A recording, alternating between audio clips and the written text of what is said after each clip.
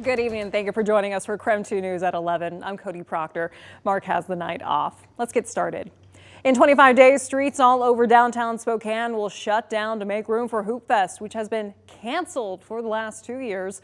As KREM 2's Kyle Simchuk found out, the world's largest 3-on-3 tournament's expected to be smaller than usual this year.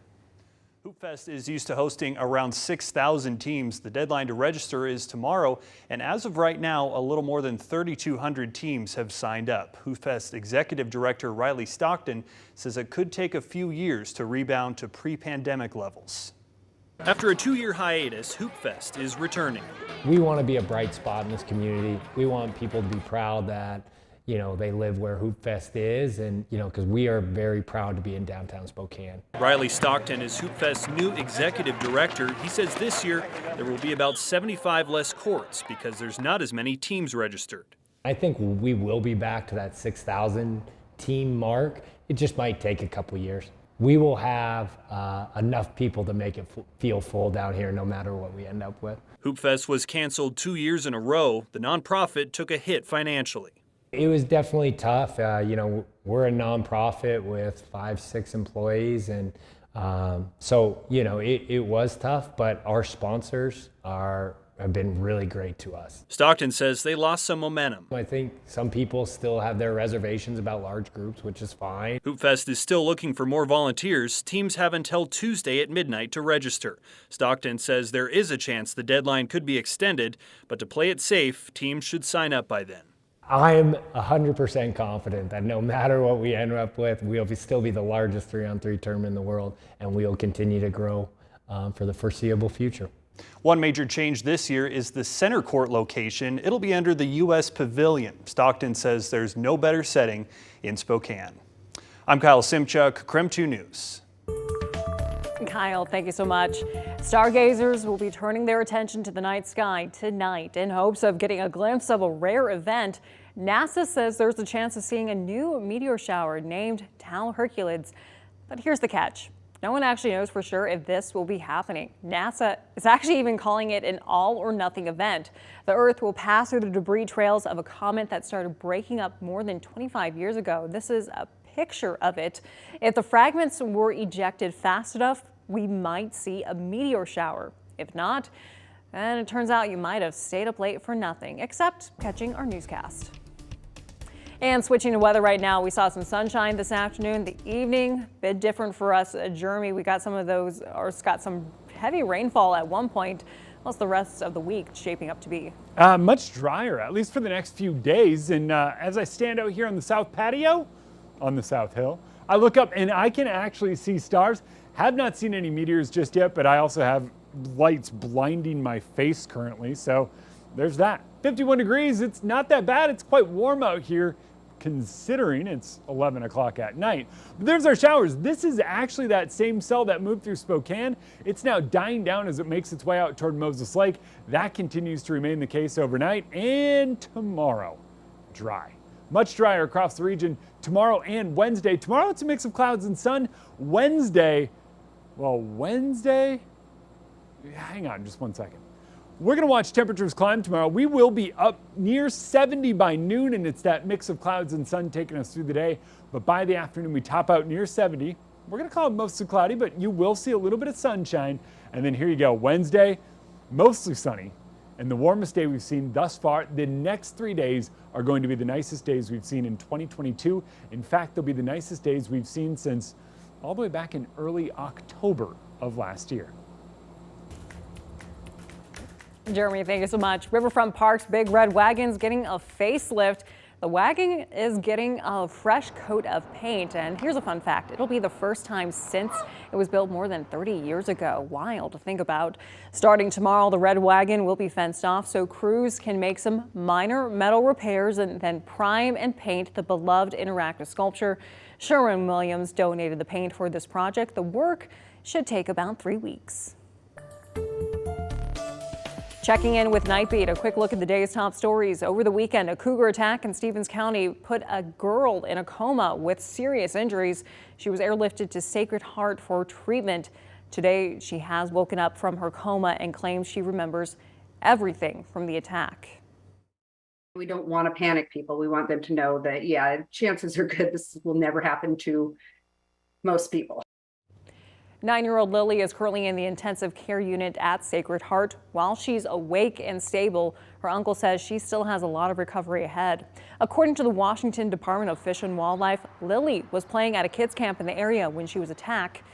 Coming up in about 5 minutes, hear more details from that incident and what the community is doing to support her. The first case of monkeypox now confirmed in Washington. Last week, we reported a person in King County was the first suspected case in the state. Officials say that person did not need to be hospitalized and they're isolating at home. The CDC says monkeypox symptoms include a fever, headache, chills, and swollen lymph nodes. The King County Health Department is working to identify others who may have been exposed. And the city of Spokane Valley urgently needs lifeguards this summer. Right now, the city hopes to hire 70 more lifeguards in order to open its pools. The city's 3 pools are set to open June 18th. Those interested in working as a lifeguard will have their certification reimbursed by the YMCA after the hiring process is complete. And that was your Night Beat. To learn more about any of these stories, just text the word night to 509-448-2000. We'll send them right to your phone. Covering the nation tonight, Uvalde, Texas remains in mourning after a school shooting claimed the lives of 21 people. What happened in Uvalde was a horrific act of evil. And as Texans, we must come together and lift up Uvalde and support them in every way that we possibly can. 6 days have passed since a gunman killed 19 students and 2 teachers at Uvalde's Robb Elementary School. As the victims are laid to rest, some members of the community are questioning why more wasn't done to save them. At a Memorial Day event in Longview, Texas, Governor Greg Abbott asked the crowd to remember the school shooting victims as well. Governor Abbott has said he was misled about what law enforcement's initial response was and ordered an investigation. The Department of Justice is conducting its own review of the police response. President Biden visited Uvalde yesterday. Today, he expressed hope Congress will take action to prevent future mass shootings.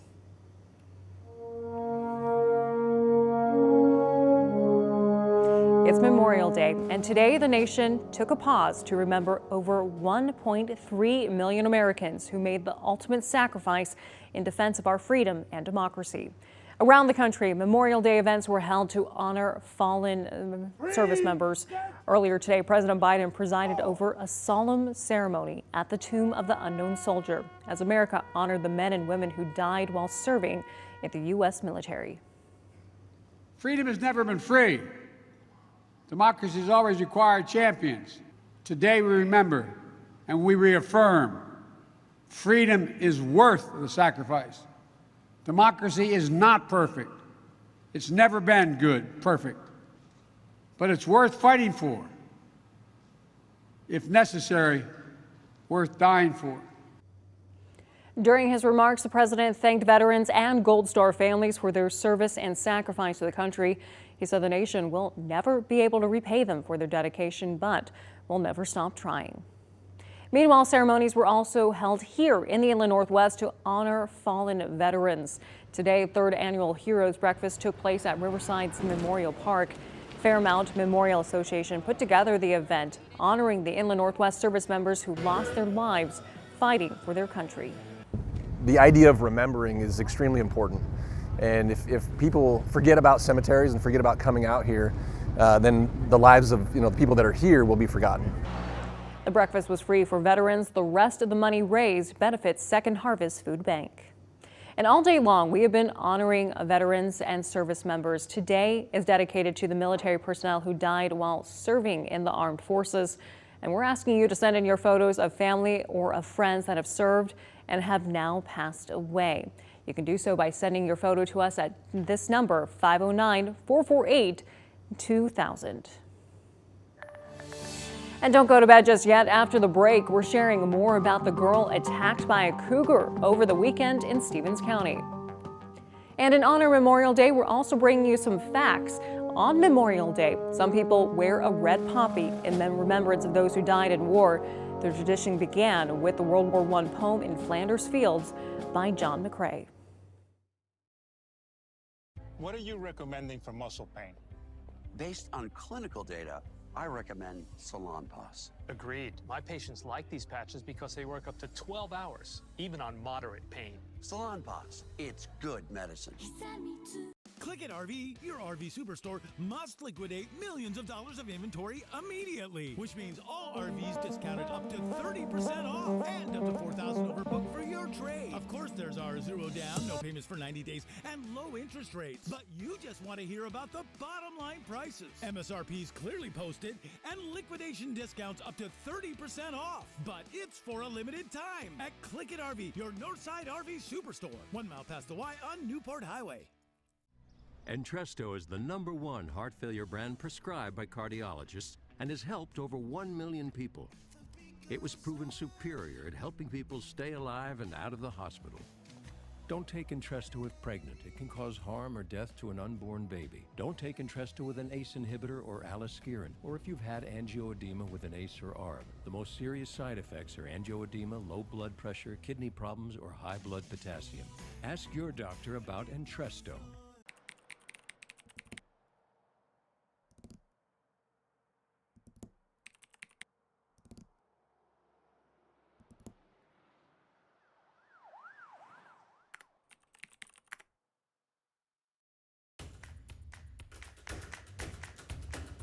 Welcome back to KREM 2 News. This past weekend, a Cougar attack in Stevens County put a 9-year-old girl in a coma with serious injuries. She was airlifted to Sacred Heart for treatment. KREM 2's Janelle Finch has more on what we know about the young girl's recovery. 9-year-old Lily is currently in the intensive care unit at Sacred Heart. Today, she woke up from her coma and claims she remembers everything from the attack. And while she is awake and stable, her uncle says the road to recovery is a long one. The attack happened south of Fruitland. According to the Washington Department of Fish and Wildlife, Lily was playing at a kids' camp in the area when she was attacked. Where this incident happened, it is a very rural area. So it's not surprising that there is wildlife there. Lily says her cousin saved her life by running to get help. Following the attack, Lily was airlifted to Sacred Heart and the cougar was killed. Lily received severe face and upper body injuries. Her family says she went under several hours of surgery. Fish and Wildlife say they're continuing to investigate what caused the attack. There's nothing in this case that little girl could have done differently. She didn't do anything wrong. And we don't want to panic people. We want them to know that, yeah, chances are good this will never happen to most people. Officials told KREM 2 this is the first cougar attack in Washington this year. Cougar attacks are rare. There have been only 20 cougar attacks in the state in the past 100 years. Only 2 have been fatal, with the last one taking place in western Washington back in 2018. According to her uncle, Lily is using her arms and legs and is able to talk and think clearly. As of today, a GoFundMe in her honor has raised over $50,000 for medical expenses and her road to recovery. In Spokane, Janelle Finch, KREM 2 News. Janelle, thank you so much. And officials say cougar attacks are rare, but they still pose a risk. If you end up encountering a cougar, here's what experts say you can do to potentially prevent an attack. First off, don't run or turn your back to the animal. Instead, try to appear larger than the cougar and get above it if you can. If you're wearing a jacket, open it to appear bigger. If the cougar doesn't flee, be more assertive. That means shouting, waving your arms, and potentially throwing anything you have available. Now, if the cougar does attack, try to stay on your feet. They have been driven away by people who fought back. And if you would like to learn more about Lily's condition or the attack, go to our website at krem.com or text the word Lily to 509-448-2000. We'll send you a link right to your phone, and we will also provide a link to our GoFundMe as well. Well, today we topped out in the mid-60s, but believe it or not, in the next few days come with a big warm-up. We'll talk why we warm up so much and why it doesn't last all that long as more wet weather is in the forecast.